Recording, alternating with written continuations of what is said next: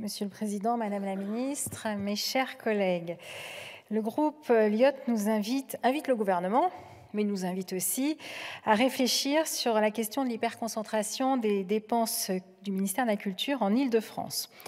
Et tout en se demandant s'il s'agit là d'une fatalité. Alors moi, je ne crois pas, et je crois que cette question est totalement pertinente parce qu'elle rejoint ce que André Malraux avait souhaité dès 1959, lorsqu'il a créé le ministère de la Culture, en évoquant la création des DRAC pour faire en sorte que la culture vive sur tous les territoires de notre pays. Et je vais vous dire ce qu'il a répondu lors de l'examen sur la loi de finances de 1967.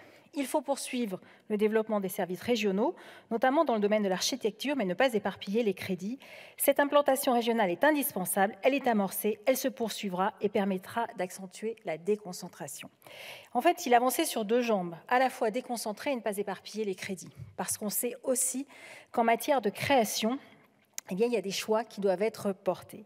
Alors, Madame la Ministre, un autre de vos illustres prédécesseurs, Jack Lang, ici même, à cette tribune, le 17 novembre 1981, lors d'un discours sur la culture, il a évoqué cette hyperconcentration et je vais le citer.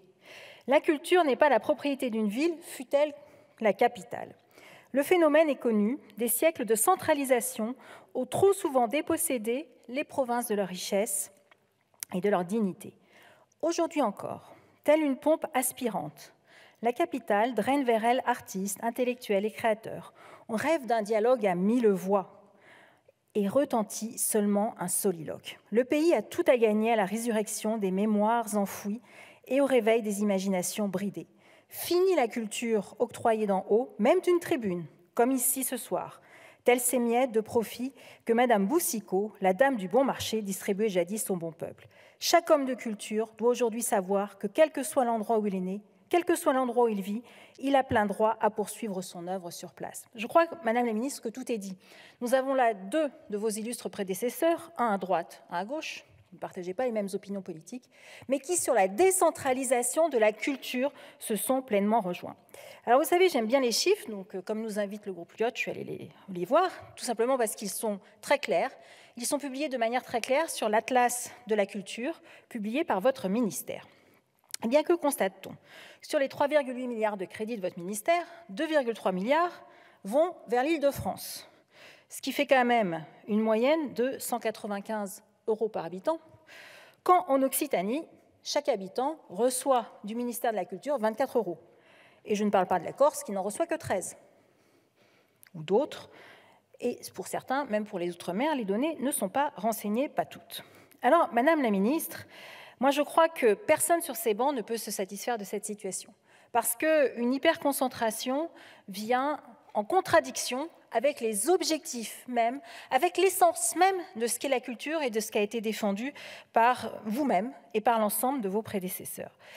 La Cour des comptes a publié au mois de mai 2022, il n'y a pas si longtemps, un rapport très intéressant sur le spectacle vivant et notamment les soutiens au spectacle vivant. Et elle relève deux écueils.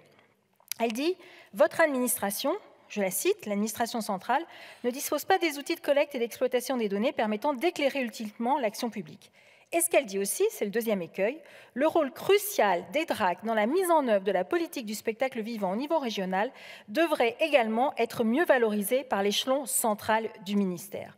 Je crois que là, tout est dit. Il faut que les DRAC aient un véritable pouvoir de décision. Et pour qu'elles puissent avoir un pouvoir de décision, il faut qu'il y ait une allocation des crédits qui, à mon avis, soit plus égalitaire. Personne ne niera qu'en Île-de-France, qu'à Paris, il y a beaucoup de scènes nationales. Mais entre 195 € par habitant et 24 € par habitant, je ne crois pas qu'un habitant d'Occitanie vaille 8 fois moins qu'un francilien. En tout cas, je ne l'espère pas. Et Madame la Ministre, je vais vous donner un dernier exemple. Vous vous appuyez à raison sur la labellisation, sur les scènes conventionnées pour pouvoir avoir des critères qui soient des critères objectifs et qui notamment tiennent compte, parce qu'on sait que tout ne se vaut pas et que la création, ce n'est pas de l'animation. Eh bien, je vais vous donner un dernier exemple. Moi, je suis d'un département, le Tarn-et-Garonne. Sur les 13 départements de la région d'Occitanie, nous sommes les seuls.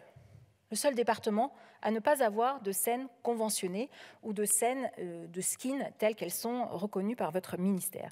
Résultat des courses, nous sommes le département d'Occitanie qui déjà, elle, a moins que d'autres régions, qui a le moins de l'État. Alors vous allez me dire, ne tient qu'à vous de monter une skin. Eh bien, c'est ce que nous en sommes en train de faire avec l'agence, avec l'ADA que compte notre département. Mais là aussi, Madame la Ministre, on nous demande beaucoup. On nous demande beaucoup aux acteurs locaux et parfois, je pense qu'un petit coup de pouce de votre ministère serait le bienvenu. Je vous remercie.